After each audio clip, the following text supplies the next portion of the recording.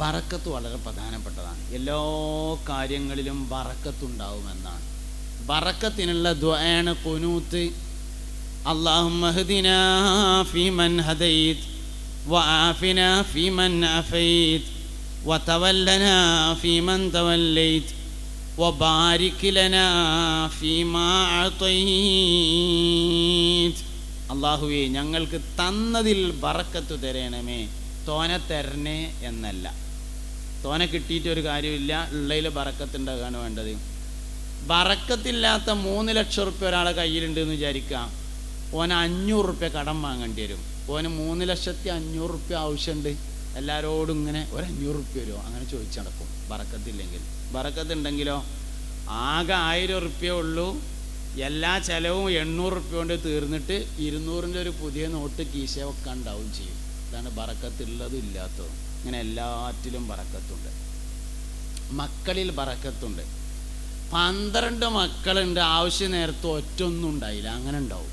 ഒറ്റ ചെറുക്കനേ ഉള്ളൂ, ആവശ്യം കഴിഞ്ഞു ഓൻ ബാക്കിയുണ്ട്, അങ്ങനെ ഉണ്ടാവും. ബറക്കത്തില്ലാത്തത് എത്ര ഉണ്ടായിട്ടും കാര്യമില്ല. ബറക്കത്തുള്ളത് കുറച്ചായാലും കുഴപ്പമില്ല. ആയുസ്സിലെ ബറക്കത്തുണ്ട്. ചില മനുഷ്യന്മാർ കുറച്ച് കാലേ ജീവിച്ചിട്ടുണ്ടാവുള്ളൂ. ജീവിച്ച കാലം കൊണ്ട് ചെയ്തു കൂട്ടിയതൊക്കെ കൂടിയും പരിശോധിച്ചാൽ ഭയങ്കര സംഭവിക്കാരം. 120 കൊല്ലം ജീവിച്ചിട്ടുണ്ട്, എന്നിട്ടോന്ന് ചോദിച്ചാൽ എന്നിട്ട് മരിച്ചു, അങ്ങനെ ഉണ്ടാവും. ആയുസ്സിൽ ബറക്കത്ത്. ഹുജ്ജത്തുൽ ഇസ്ലാം അബൂ ഹാമിദുൽ ഗസാലി റളിയല്ലാഹു അൻഹു ആയുസ്സിൽ ബറക്കത്തുള്ള ആളാണ്. വളരെ കുറഞ്ഞ കാലം ജീവിച്ചു, 50 ചില്ലറ ജീവിച്ചു. ഒരു ദിവസത്തിന് ഒരു നോട്ട് പുസ്തകം ഇൽമെഴുതിയിട്ടുണ്ട് ഗസാലി ഇമാമ്.